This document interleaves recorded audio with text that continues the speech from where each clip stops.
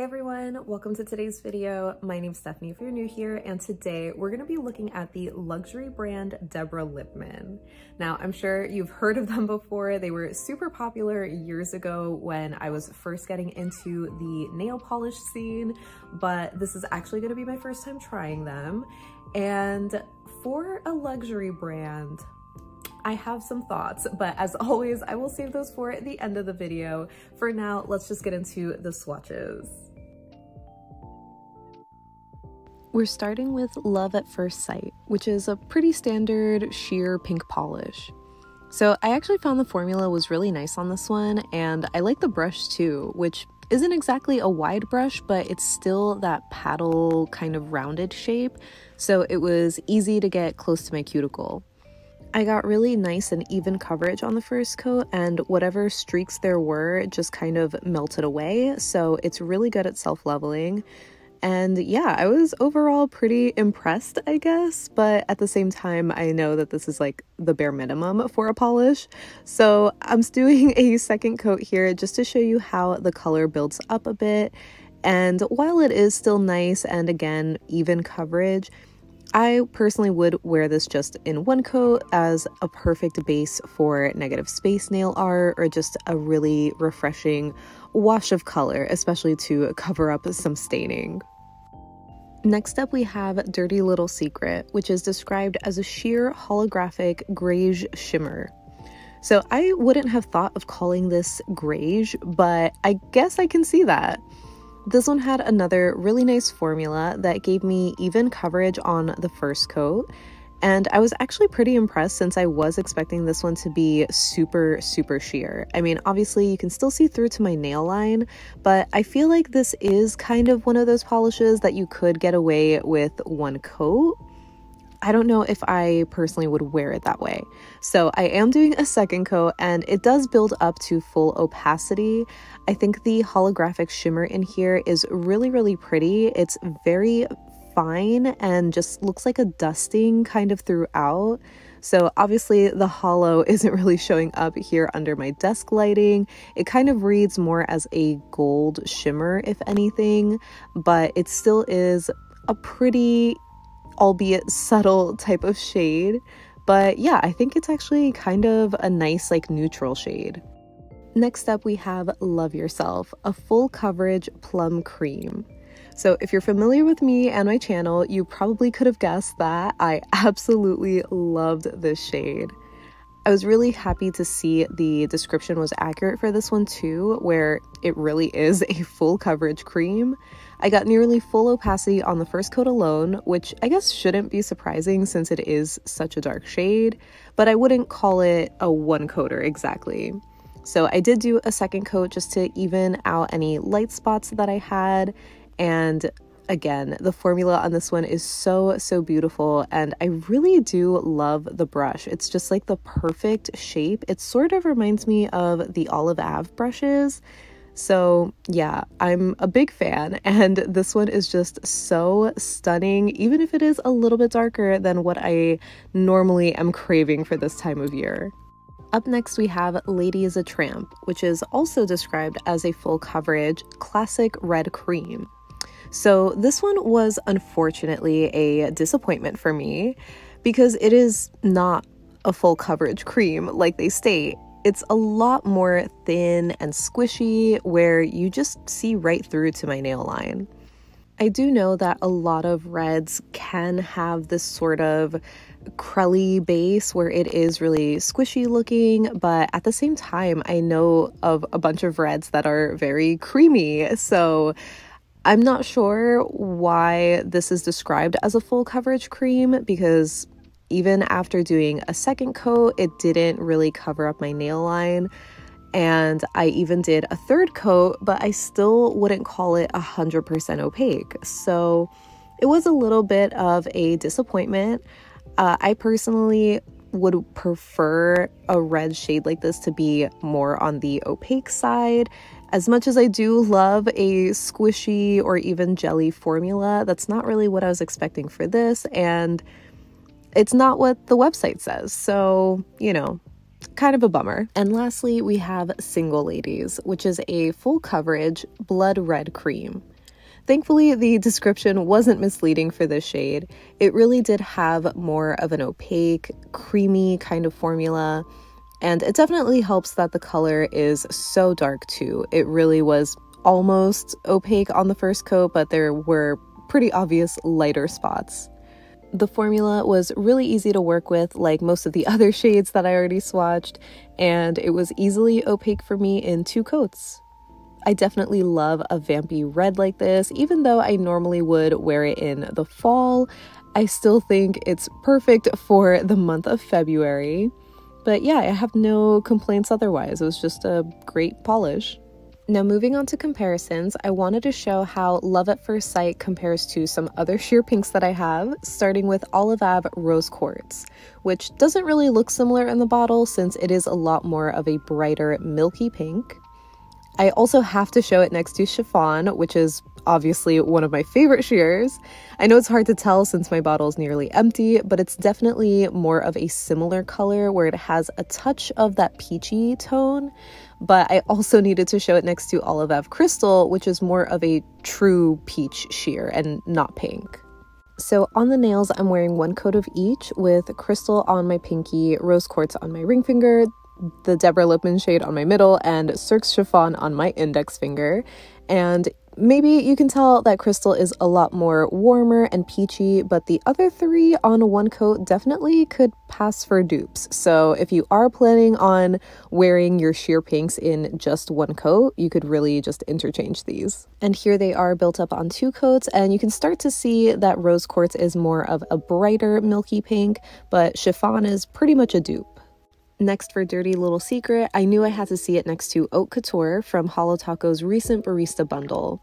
It's the most similar that I have in my collection to a cool toned greige base, but obviously the Holo Taco has a little bit more warmth to it, and they obviously have very different formulas, where Holo Taco is that crushed holographic formula, so it's a very dense microflake, and the Deborah Lippmann shade is just kind of like a cream with a really, really fine shimmer. For Love Yourself, I wanted to see it next to Painted Polishes Stamped in Grape that I recently shared, and I have no idea what happened to my label, so let's just ignore that. But as you can see, it is a lot more cool toned and a little bit more muted than Love Yourself. Then I remembered about Olive Ave's Scintillate, and in the bottle they definitely look very, very similar, both being that very deep kind of berry shade. But you'll see on the nails and on the swatch sticks that they aren't exactly dupes like you might think that they are. Again, Stamped in Grape is a lot more cool toned and a little bit more dusty or muted than the other 2 shades, which I think Love Yourself and Scintillate look a little too similar here. So I decided to swatch them on my nail just to really show the difference in them, because Scintillate was a lot darker than Love Yourself, despite looking very similar in the bottle. So yeah, unfortunately, no dupes here. Next, for Lady Is A Tramp, I wanted to show it next to OPI's A Bloom With A View, which I recently shared as one of my favorite reds for Valentine's Day. And I feel like they are looking really similar here on camera, but the OPI is definitely a little bit more cool toned and a touch lighter as well.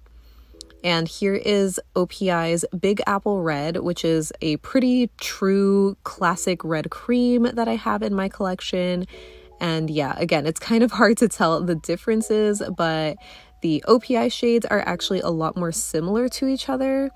The Deborah Lippmann shade is definitely the darkest, as you can see, but the other main difference is the formula, again, where Lady Is A Tramp has that very squishy formula, which you can't really pick up here.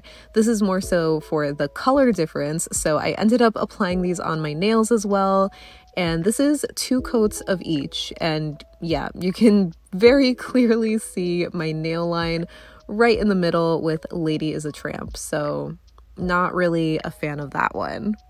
So I also remembered that I had this Louboutin Rouge polish, which I thought would be interesting to compare since this is obviously another luxury red cream. And I decided to just do it on the swatch sticks because I currently painted my nails with something. This was a last minute comparison. But yeah, the Louboutin Rouge is much more of a true red cream with an actual cream formula. It's not as sheer or squishy as the Deborah Lippmann shade is. And just because you might be curious, I also paired it next to Big Apple Red, which is another true red cream. And they're not exactly dupes, but they are definitely similar enough. And lastly, for single ladies, I wanted to show it next to Essie's Wrapped in Luxury from their winter collection because it's just another deep red kind of cream. But I would say that the Essie is a little bit more cranberry toned than single ladies is. And here it is next to Lady Is A Tramp, so it's kind of like an in-between of these two reds. For a more color accurate comparison, I have Zoya's Suzie from their Rose palette, which I really do love. And this actually is an exact dupe. I don't know if it looks any different in the bottle. I thought at first Zoya might be a little bit more brown leaning, but once on the nail, it's so hard to tell apart single ladies and Suzie. Usually I'm able to tell where one polish ends and the other begins, and I know it's pretty hard because these shades are super dark, but these just, I'm convinced, are exact dupes, so that's good to know. And I have another last minute comparison. I don't know why Essie's Spiked With Style just slipped my mind considering I just shared it in my Valentine's favorites. And I thought that this would also be a dupe because it reminded me of Zoya's Suzie. But as you can see on the nail, it's just a touch lighter and more of a true red kind of shade. I think there's a lot more of that brown undertone in Single Ladies and Zoya's Suzie. So that wraps up my swatches and comparisons for these Deborah Lippmann shades. As always, I'd love to know what your thoughts are, not just on the polishes, but also on their $20 price tag. Because when it comes to that question of are they worth it, I mean, obviously it's entirely subjective and it comes down to budget a lot of the times. So assuming you have the budget to spend $20 on a single bottle of nail polish, I actually do think that this is a good brand to get into if that's what you're going for. The colors that I tried are really nice and I do love the brushes.